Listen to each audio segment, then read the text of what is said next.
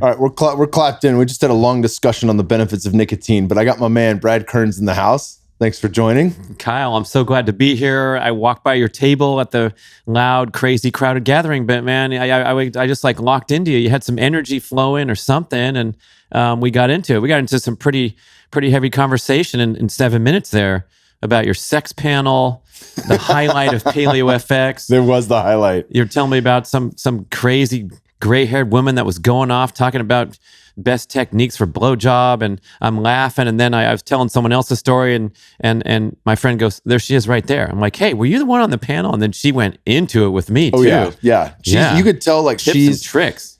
Anytime you talk to somebody who's passionate about what they do, like she loves her job. Not that her job is sucking dick, but like her job is she's like a sex coach online. She has a huge YouTube following.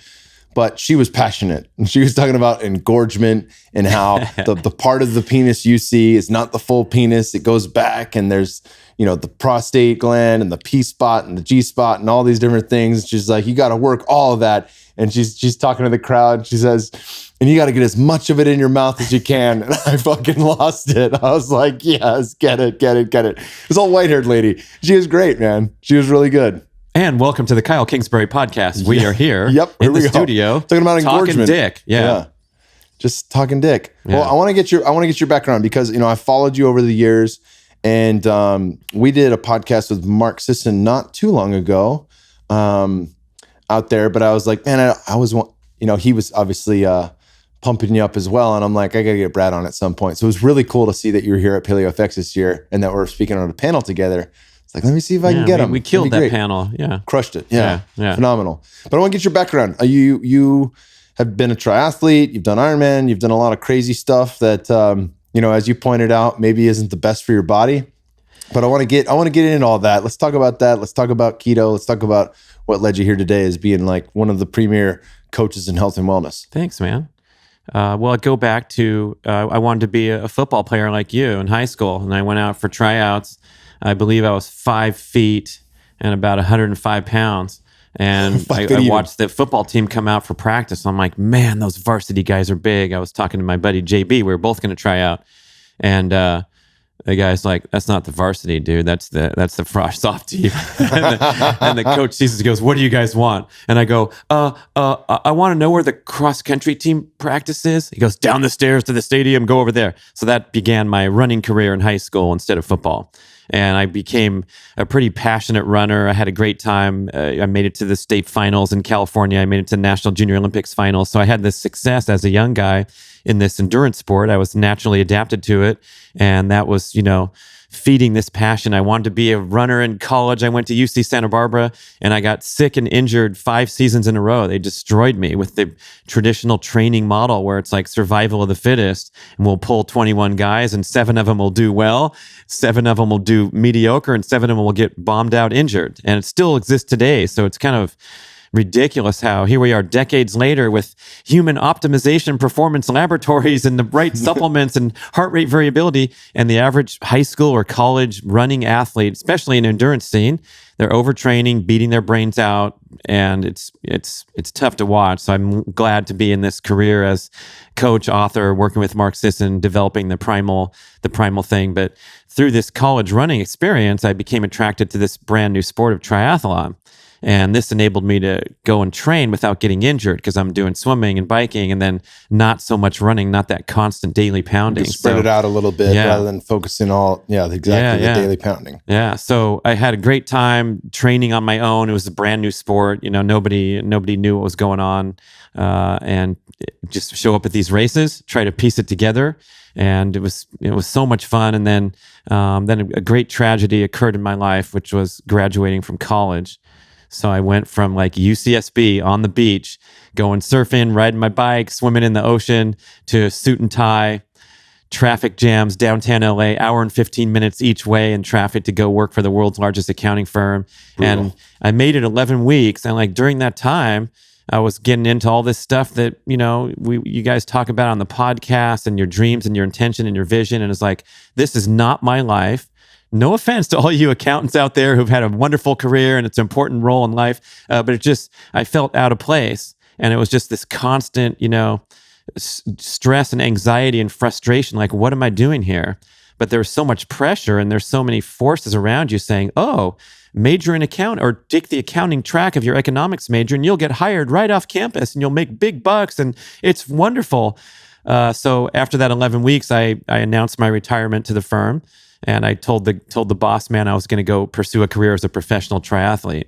So this was a total random, there was nobody making money except for a few top guys. They were called the Big Four and they won all the races and they had the endorsements. And I dreamed of being like these guys. And I went out there and put my toe on the starting line and I'd get like 24th and 27th and 19th and 17th. And look, I was only 6 minutes behind, which is an eternity. But I was coming from this place of a pure motivation. And I believe that's my most important message that I give now to my reflections as an athlete is I was out there because I love the journey and I love the process of pushing and challenging my body, building these new skills, trying to get better each time. So I'd always have a positive outlook. Like I'd look at the race results and they'd calculate your swim, your bike, and your run time.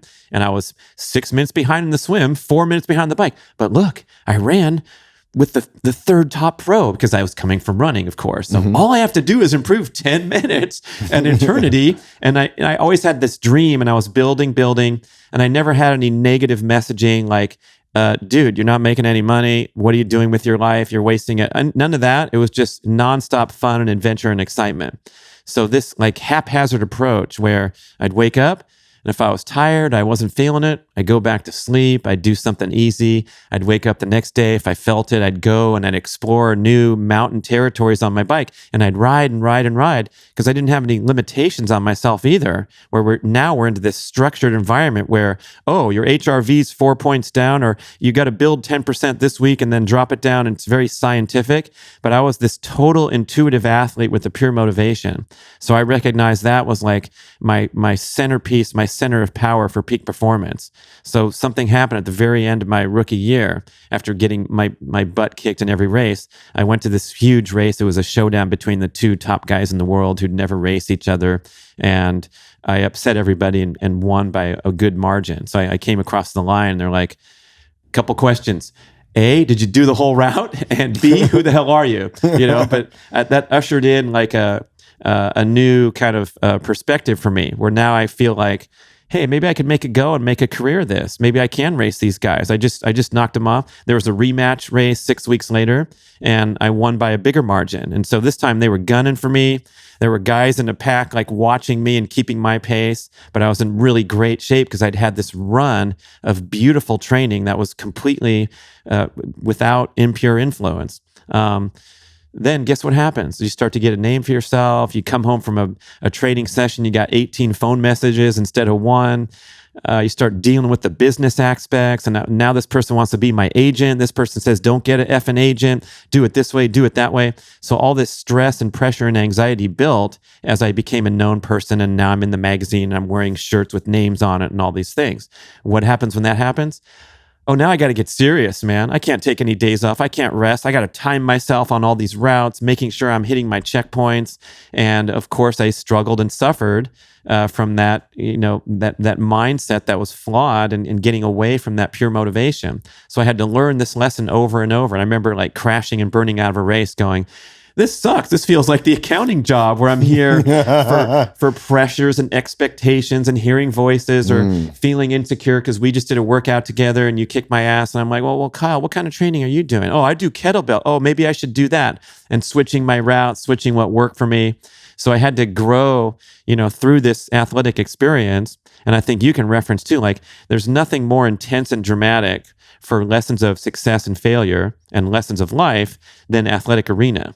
Because you can't give no excuse after you get your ass kicked, like, especially in single sports like triathlete right, or fighting, it's not like you can be like, my coach really fucked that one up. It's like, dude, you're the guy that's let me down. My teammates let me down. Well, you touched on a lot there, and I think that something that's so important, and we were talking about this on the panel, is the ability to listen to your body. And I didn't really get that until the end of my career. And it's funny, anybody who followed me, they saw that I lost my last 4 fights. So they're like, well, it didn't look like you learned much at the end of your career, but at least I was training smarter.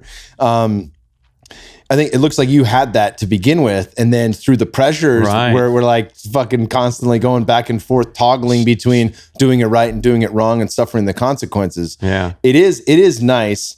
You know, and again, you touched on another topic that I want to get into is this double-edged sword of technology, where it can illuminate a lot of what's going on inside from an HRV standpoint, recovery, rest, how well you slept, all of that. But if you're basing 100% of your decisions around that, you're kind of missing the point, right? It takes the fun out of training, but it also takes the feel out of your body, because if you use it to listen to your body better, you can use it as a tool that helps you to understand your body better. But if you're using that as the holy grail, if you will, for your training, then yeah, you're like, oh, I got to take the day off. My HRV score wasn't as good as it should be. And, you know, I'll train hard tomorrow. And then whatever happens, you don't sleep well, your kid comes in the middle of the night. And now you've missed, you know, you haven't pushed hard a single day that week because of circumstance, right? Hey, you know, your listeners are familiar with Kelly Starrett. I feel like he's, you know, at the top of his game. You know what he identifies as the number one training metric ever discovered, never beaten by blood work, laboratory, whatever? Desire to train. What's your desire to train today? Yeah. And so going by that, and the heart rate helps, because we got heart rate monitors in when I was starting my career in 1987. This is 32 years ago.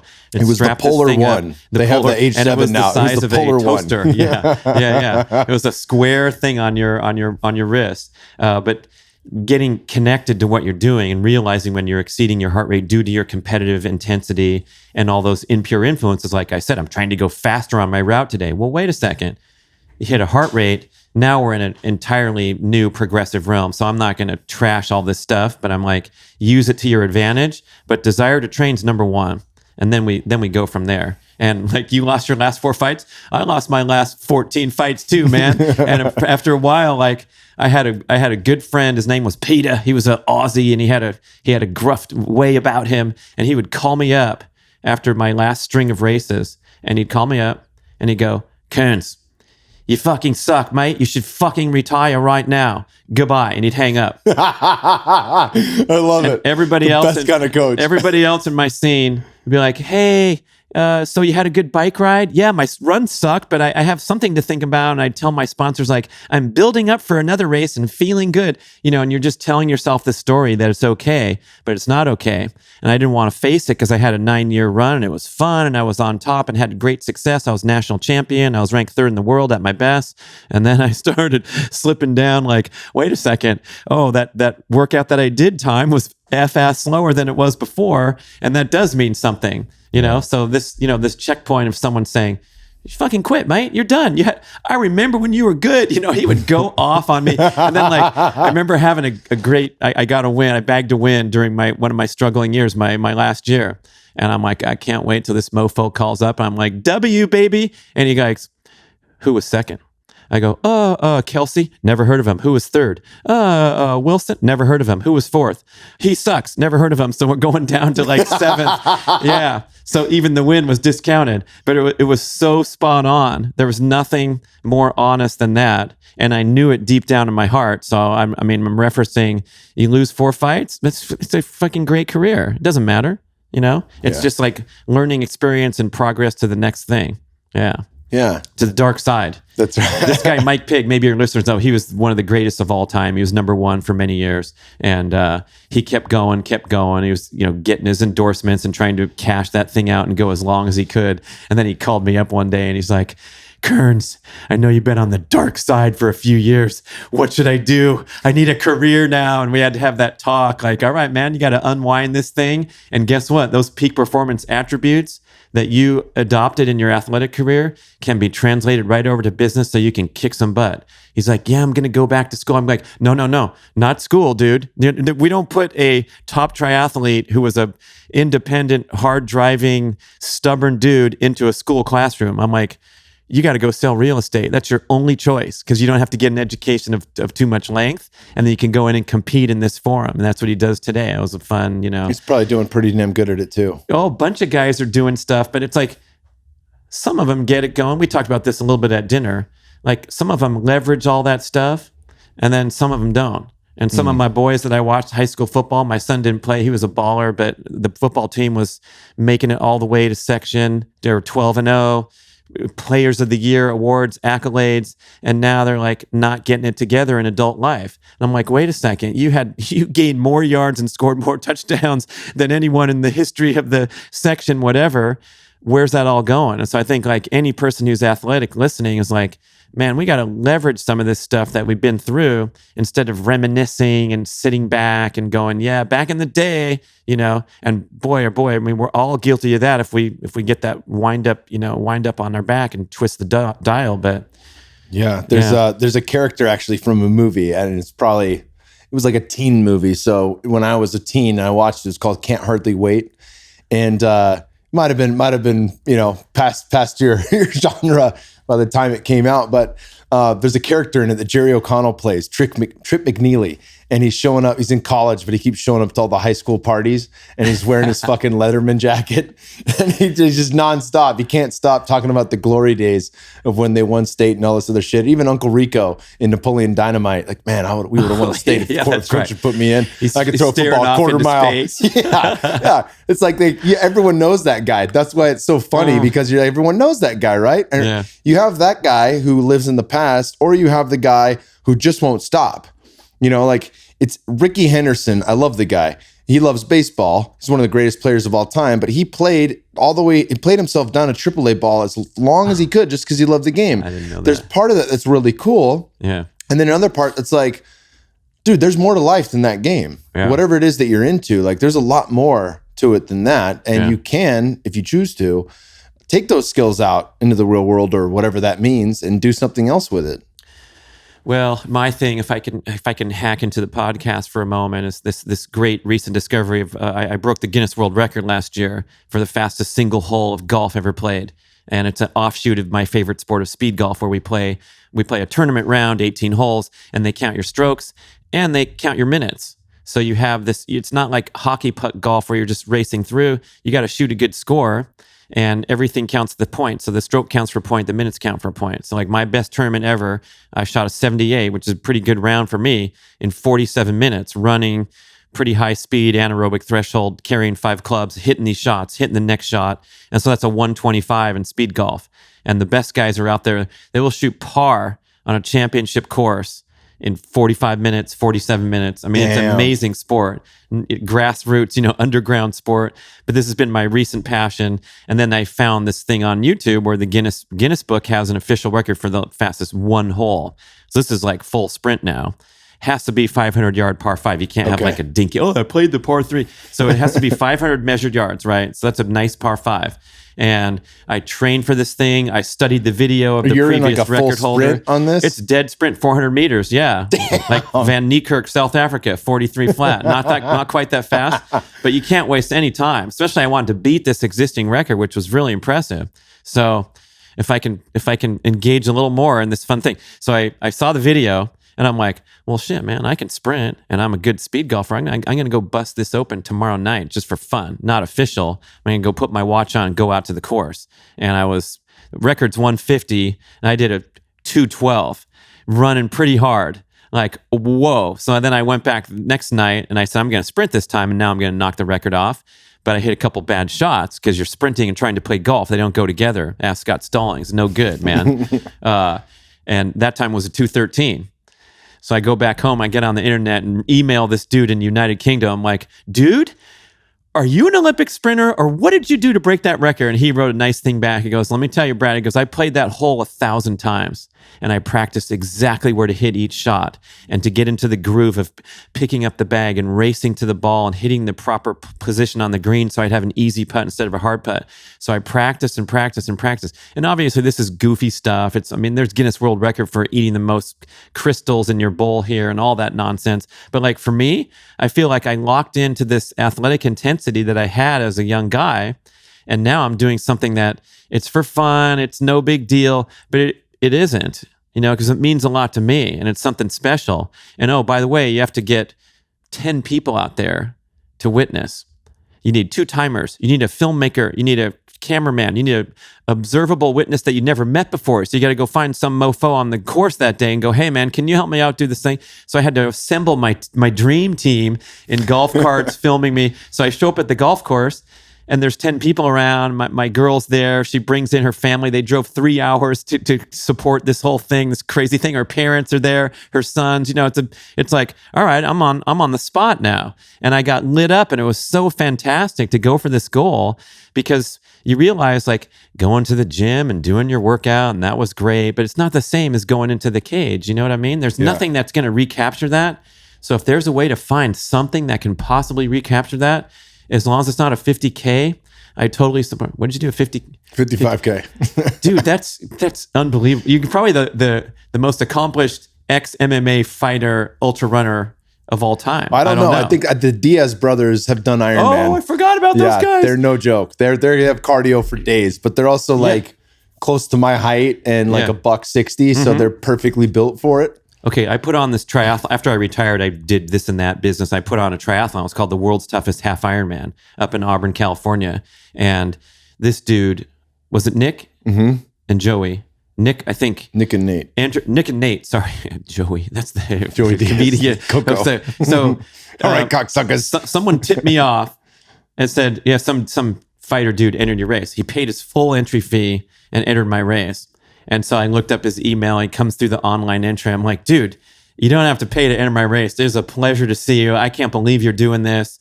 Come on out. I'm going to celebrate you on the microphone. I mean, it was a big deal, I mean, I'm amazed this guy's... are you sure? Is this good for your fighting? He not only did it, man, he smoked that thing. He's so good. They're He's good. an They're athlete. Great. Yeah. That's when I athletes. first built my respect for, I don't know what these fighters are doing. I have no association with it. But when this dude crosses the finish line, I mean, if you're not an MMA fan and you know about this, and then my second thing was Romanov jumping over the fence and whooping on McGregor's camp after whooping on McGregor. Nurmagomedov, yeah. Nurmagomedov? Yep. That was close, but that was one of the greatest sporting moments of the last decade. Usain Bolt winning those races in the Olympics, that was good. Tiger Woods coming back, win the Masters, but Nurmagomedov? Something like that. You're close. Unbelievable. Just the beauty of sport. Speaking of Joey Diaz, he calls him Kalabib, which is great. it's pronounced Habib. But man, he was a teammate of mine at AKA. He came in right at the end when I was on my way out, and he was a thrill to watch because he had like a gang of fights in Russia, but a lot of guys come from Brazil with really padded records or from Russia, and this dude's undefeated, but he comes in here and he's going against some of the best guys in the world at American Kickboxing Academy in San Jose. And it was like, holy shit, he's ragdolling people. Like he's ragdolling welterweights that fight 1 or 2 weight classes above him. Like really, really special stuff. But that's a whole side note. Well, I want to talk to you a bit about Listen to this podcast host bringing shit back. Isn't that good? I mean, we're going off on speed golf. I'm trying to bring it back to MMA. Kyle's focus. It's all welcome to together. The show, people. I gotta reel it in. Right now at halfway score, I'm giving you A+ as a host. You're in your element. I love you it. host too, so that means I'm a trying. lot. Yeah. That's good. I'm trying. So we have obviously a long history of misinformation in the sport of running, and especially in the sport of triathlon and anything that's endurance when it comes to diet and nutrition. And there's guys like Tim Noakes and people, and of course yourself and Mark Sisson, who have really started to change the way we view what is good food, especially for racing and anything that has to do with from lifestyle to performance. Really reversing what that scenario has been that we've been told and force-fed since we were young. Talk about how your diet has changed over the course of your life and really where you started to gather that information from. Oh, boy. Yeah, I wish we'd known what we know now, right? Mm-hmm. Our local boy, Dude Spellings, Austin, Texas, we just did a podcast. Here's the latest, greatest. Trip out on this. After doing an extremely difficult, arduous, long-distance event, fast. What? Wait, what about my hot fudge sundae pizza beer? We know that autophagy peaks when you're fasting, and cellular repair and immune function and all those things that you desperately need after you've trashed your body and generated all this massive inflammation and oxidative stress from doing the 50K. You should have gone home and fasted, Kyle. Imagine that. Yeah, and we know from the FASTER study, I don't know if the listeners are familiar, FASTER was the study by Dr. Volek, one of the early keto pioneers. Mm-hmm. And they took those 2 groups of ultra runners. One were long-term fat-adapted, low-carb lifestyle, and the others were regular high-carb eaters. And they did a 3-hour exhaustion run on the treadmill. And these fat-adapted guys came back the next day, and their glycogen was replenished. It was an absolute shock to the community. Like, how did they do it? They didn't eat.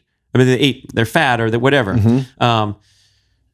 A byproduct of fat metabolism when your low carb lifestyle is that those glycerol molecules get repurposed. I might be totally effing this up. So, but you're making more glycogen as you need it. And then gluconeogenesis, obviously you can convert amino acids into glucose to restock glycogen because we really want to restock glycogen, survival instinct. We have alternate ways to do it. So this concept, Dr. Noakes, the best. You can look at Law of Running. He's the premier exercise physiologist in the endurance scene of all time and a long-time runner, ultra marathon runner.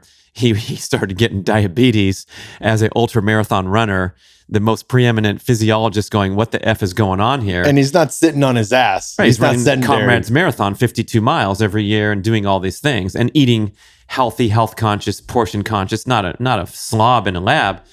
And so he's a great beacon here because he changed his views and changed his belief. He's got a book called Challenging Beliefs because this is his life's work and his reputation. He got attacked in South Africa. He got sued on the stand by some mom who, he was saying, don't feed your kids carbs. That's a different story. But so, we've come to this awakening that a fat adapted human is much healthier than a carb addict. And then when we go into athletic performance, we can see these benefits too. And I think, we're just on the starting surface now, but these record holders, even maybe in the tour, are going to be guys that aren't putting sugar in their body because they're upregulating this ketone production and this fat metabolism. So it's fascinating, but also the recovery aspect I think is big, where if you're not stuffing your face with this nutrient deficient, crappy food, just because you got a free hall pass because you're lean or you just burned 1,000 calories in whatever, workout you just did. I actually did a calculation in our new book. Mark and I got a book called Keto Longevity coming out, but I remember this guy coming to a Super Bowl. We did a 100-mile ride in the morning and then a Super Bowl party in the afternoon. And he came in with a bowl of 8 avocados, a shaker of salt, and a couple lemons. And I'm like, oh, that's a nice offering for the buffet, for the potluck.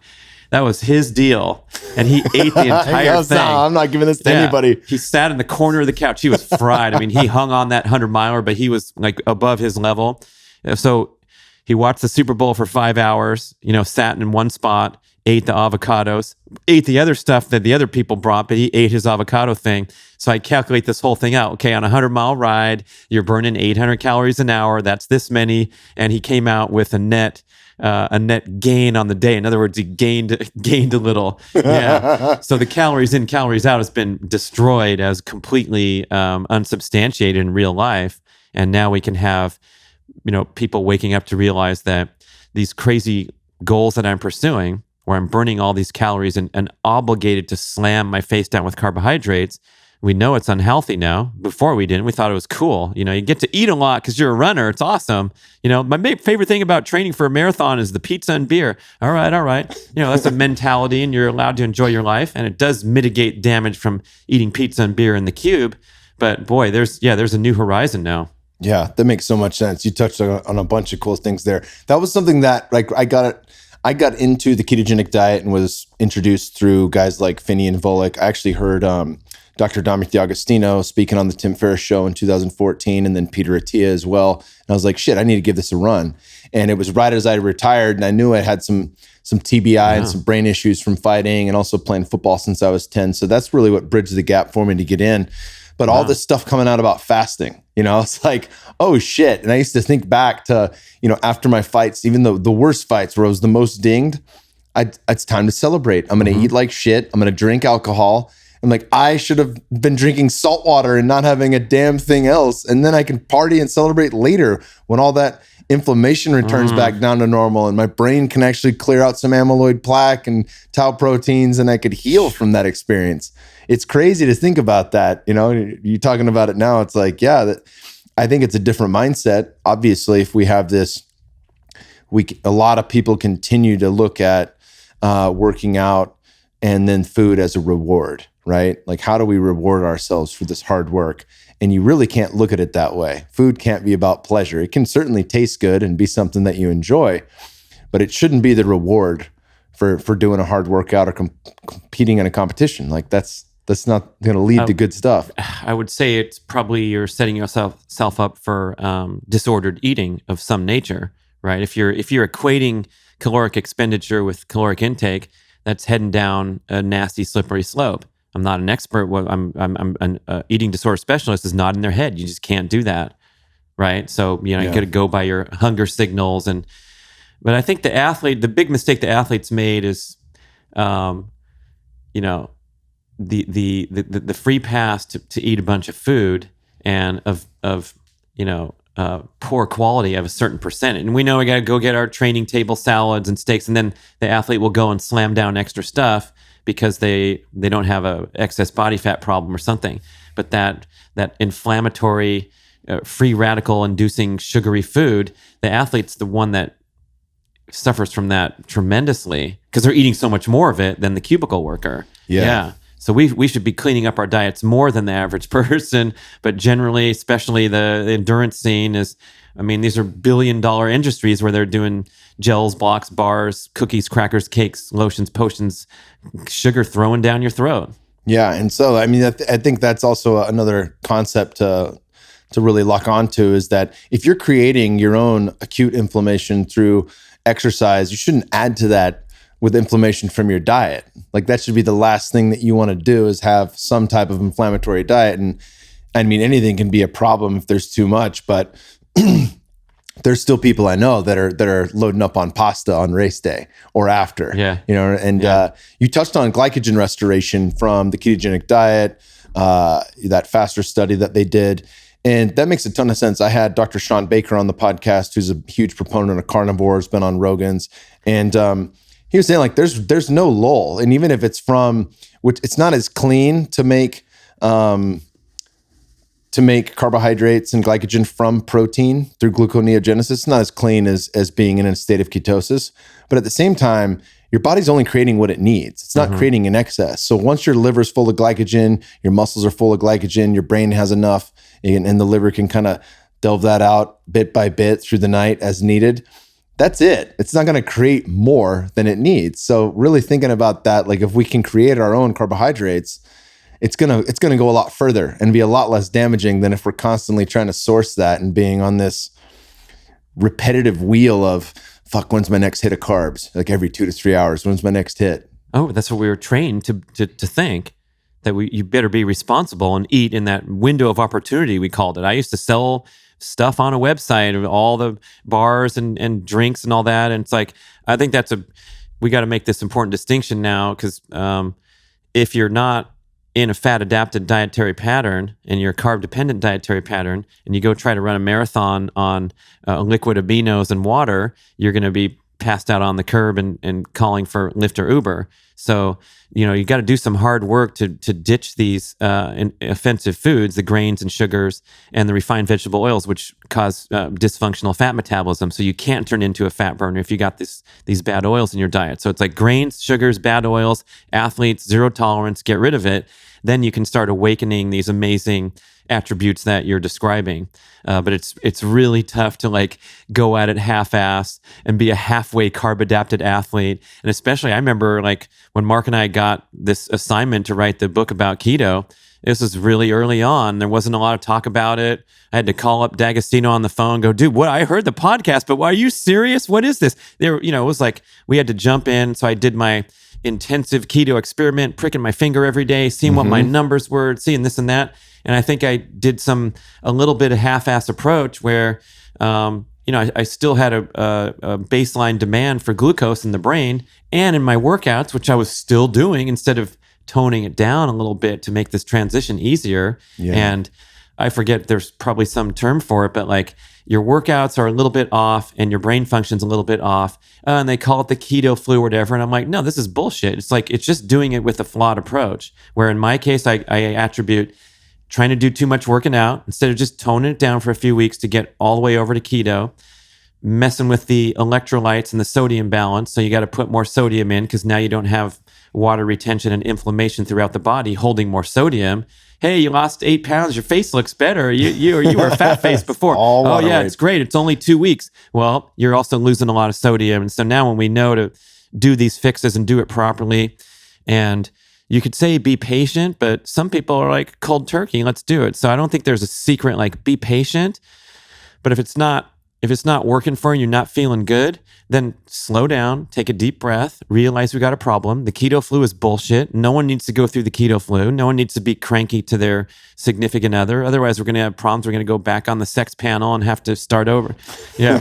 So I want people to feel good, realize that our bodies are adapted to do it. Everybody's, looking good. If there's some issues, then you go to functional medicine and see that you have gut dysfunction. And so we don't want to restrict calories or try to drop body fat unless we're healthy in a healthy baseline state. But I think this excitement of the movement and that it works and it's great, and the proponents are standing up there and saying, this is awesome, that's awesome. And then people go home and struggle. It's like, no, don't struggle. Do it right. I like that. I like all the tips. And I can't wait for the next book that you guys have. It's going to be awesome. The Keto Reset Diet's absolutely one of my favorites because it, in many ways, takes everything that was true from the beginnings of this diet and push to what's really appropriate now, and everything from with what Darth Luigi's doing in the Keto Gains community to how you can mitigate through targeted keto if you're really glycolytic, doing barbell training and stuff like that. But I think that's definitely more on the higher end of the spectrum for elite level athletes that want to continue on in a state of ketosis. But you guys really do a great job of kind of bridging the gap. Something you had talked about in one of the panels that I really wanted to hit home and drive here is that our training changes over time, and it's not always going to be what it once was when you really can just roll out of bed and recover from anything. I remember being able to get shit-faced at night at college at ASU, and I'd be on the football field at 5 a.m. and running wind sprints. And I hurt, but I could do it, right? Yeah. There's no chance in hell I could do that after 30, let alone closing the gap on 40. So training also changes, right? As our body changes. You talked about really being cautionary when it comes to the marketing of fitness now. Can you dive into that for us? Oh man, another one of the highlights from the panel yesterday. I also like the answer I came up with after realizing the mic was taking a long time to get back and forth, and I'm like, everybody's saying so many cool things. And it's like, to reiterate what Kyle just said, no. So I think the question was, what are the big myths in fitness and how do you correct them? So I said, one of the myths is like that every person on a panel has to answer every question. Yeah. Hand it over. Next. That was great. Yeah. So, and it was fucking crickets too, though. Like only our moderator laughed and I laughed. But it's I got so true. Some props from Kyle. Yeah. I'm sorry. What was the question? So just talking about like what are the things we should be avoiding with the mass marketing of what fitness should look like, right? Yeah. Because hey, I love the CrossFit scene. It's an incredible workout, the blending, the balance, and the creativity. And for me, I've done some where I'm hitting that 2/3 mark. I'm 54 freaking years old. I'm not 34 or whatever. I hit the 2/3 mark of a workout, and I'm like, I'm going to get some water, and then I'm going to go get in my car, and then I'm going to leave. I'll see you guys later. I just felt like this is enough for me. And in a group setting like that, especially when they're clapping for you at the end or whatever, sometimes we get drawn out of that intuitive notion of what's the right balance, especially when it's community building and you go there and you go 5 times a week. I'm like, that's great. Go 5 times a week and be a volunteer on 2 of those workouts and help beginners with their form and do PVC pipe instead of the weight. So that fluctuating of stress and rest. I mean, the top athletes in every sport know this and discovered this long ago, that you got to push yourself sometimes and you got to really take it easy and recover hard. Joel Jamieson's message. I mean, that's just incredible rebound training stuff where the harder you train, the harder you have to recover. He did a podcast with me just 6 months ago, and I'm like, he said that like it's obvious, but I like had to think about it for hours afterward because I never thought in that context. I always thought go, and then be a good boy and sleep your 10 hours a night and take a nap and lay on the couch and don't lift any sandbags for the pouring rain. Get your neighbors to do that, But it's like move around and recover properly and spend more attention and time and energy on recovery due to the amount of training you did. So that's a big one. That's not answering the question, however. No, but that is this important. Marketing hype where we're socialized to think in endurance that marathon is the ultimate. In triathlon, it's the Ironman, which is a brand. Those of you who have tattoos on your body, how much did they pay you? It's like a Nike swoosh. What? They didn't or pay the NFL Raider, the Raiders tattoos. Yeah. I mean, I've gone on record. I will get a Nike swoosh on my body for $1.7 million. We'll start talking at that point. I think I do if it's visible. 100 grand, I'd do it. Depends where it is. Yeah, 100. If it's maybe a neck tattoo, maybe $1 million. But if it's on my ankle or something, Tiger Woods rocks, I'll do that. If it's on the forehead, then we're talking. But the branding and the hype around these events. We watch them on TV. We watch the great champions. We want to be like them. We want to approximate the challenge and get that same deep inspiration. But there's some stuff to filter through first. And one of them is, you got kids, you got a family, you got other disparate goals, then you're not going to be like that guy you saw on TV who sleeps 12 hours. I was asleep for half my career. I don't know about you. I slept 10 hours every night for sure, 2-hour nap every afternoon. And if I missed my nap because the line at the post office was too long, then my swim workout didn't feel quite right. I was off a little bit, so I was obsessed with sleep and all those great things. But when we're juggling so much in life and we have the scales of justice, Miss Liberty with the balance thing, we have work over here, we have family, we have fun stuff. Stress is positive too. Stress equals stimulus, not negative. We say stress is negative. This is stimulus to the organism. So all those things are on one side of the balance scale. So when you go, oh, it's a great stress release from my job, I'm training for the Ironman now. It's like, dude, why don't you just train for a sprint and make it be an athletic experience where you're actually competing and working on your form and maybe challenging with your teammate and trying to, beat a certain workout time so you can hit a pace, because those other things are just survival events. Yeah. And I talked about on the panel, like if I put a gun to your head right now, we can go run a marathon. Congratulations, Kyle. You'll be finished in whatever many hours. And if you're not prepared, you're still going to make it. We might take you to the ER after to get your IV bags, but it's like, who cares that you finished a marathon? We want to do it right. We want to do it with intention and enjoying the process and setting the goal. And if you wake up with 102 fever, because I have coaching clients over the days where the entry fee was $600. There's no refunds, and I already got my plane ticket, so I had to take go off work to leave a day early. Yeah. Yep. I'm like, but you had 102 fever and you started a race. Good thing it wasn't MMA fight. You'd be on the ground, and it ain't no good to go do something when it's not a peak performance event. I have no respect, or not me judging. I'm saying maybe you shouldn't have any respect for just the dragging through life. Just like, did you get through your day? Wait, is that the title of Aubrey's book? Get Through the Day by Aubrey. Oh, let's pan over there, you visual watchers. It's not called Get Through the Day. It's called Own the Day. Yeah. Big difference. This show sponsored by Own the Day, which you can find on Amazon and other retailers. That would be such a fucking great title. Get through the day. Limp into work. Get through the effing day. Yeah. So we want an appropriate goal. And you talked about the fighters who are hanging on too long. Maybe there's endurance athletes. I think the guys that I know that are still going, they love it, man. It's in their blood. It was out of my blood after those phone calls and my ass getting kicked a lot. But whatever turns you on and gets you going, that's great. But make these goals appropriate to your certain life circumstance and also predictive of longevity and health rather than opposing health. Fighting is not in concert with health. Sorry, fighters. It's just the truth. Ironman racing is not in conjunction with health. It's compromising your health. Oh, Simon Whitfield, I dropped my boy. He's the Olympic gold medalist in triathlon in Sydney 2000. He was the first gold medalist ever in the sport. He came back 8 years later and won silver. No one expected him.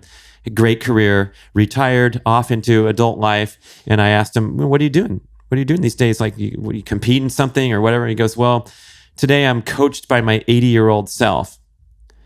So everything is informed by, what does that guy think of what you're doing right now? Is he shaking his head going, you're doing another fight, you crazy mofo? Or why are you going that far? Why don't you shorten the distance and do a half Ironman race or a half marathon or any of those, recalibrations? Or like me, I'm doing crazy off the wall speed golf record. I'd rather do that than a triathlon because I've been there and done that. And whatever the reason and occasion is, like, it can be really important, and it doesn't have to ascribe to society's standards and measuring and judging. Another rant, man. We wind each other up, and I love it. That's exactly where I wanted to go with it, though. Yeah. That's so good. What are you guys coming out with Keto Longevity that sets it apart from the Keto Reset diet? Nothing, just rebranding, different recipes. Excuse me. Oh, we're still recording. 28 days of recipes instead of 21. Yeah, that's right. Where do you go? And I think almost everything's been said what we need to say about the diet part. I think there's some advanced strategies that are important to cover, and also kind of avoiding those mistakes. And as it gets more and more hype, like my favorite hype thing is this dirty keto.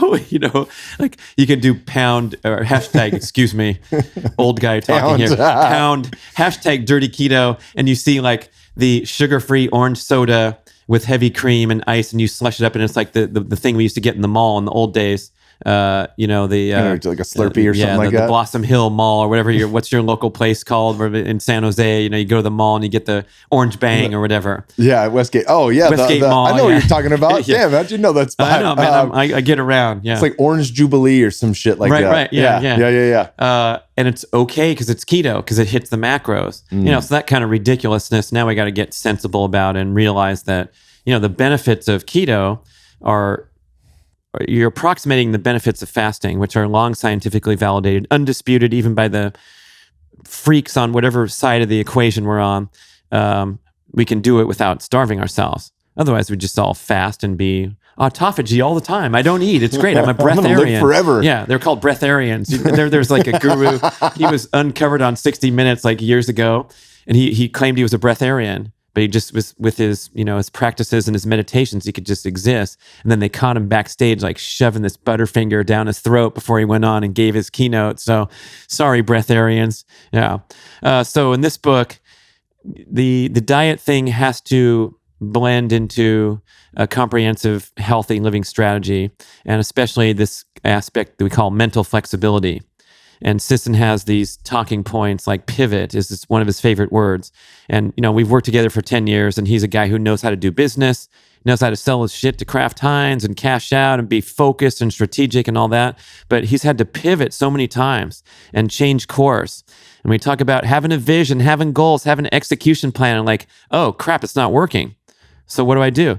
And so he's had to become a master at pivoting and being open to new possibilities and changing course and not being attached to the outcome of, oh, this is how it's supposed to go because I say so. Listening to alternative voices and being open-minded constantly. And we've redone books saying, yeah, we used to say legumes are bad, now they're okay. Rob Wolf said that first, I think. Like, oh, peanut butter, it's okay.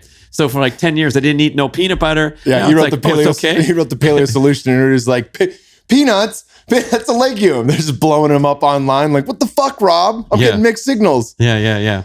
So this mental flexibility part, I think, is my favorite thing. We got deep into the research with like the blue zones and how they have these supportive communities, and they go and meet in the afternoon in Okinawa, the longevity superstars, and they have tea with their lifelong friends. It's this concept called ikigai, which is the centerpiece that community is. The Bruce Lipton biology of belief and Deepak Chopra and their working, where your thoughts create your reality.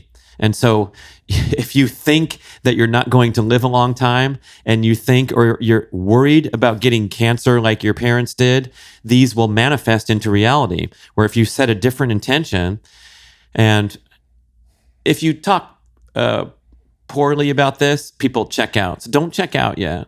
I'm not a woo-woo guy. I'm pretty much you're a realistic guy. Right where you went is exactly where I'm going. I'm talking to Luke's story about getting Bruce Lipton on, Dr. Joe Dispenza.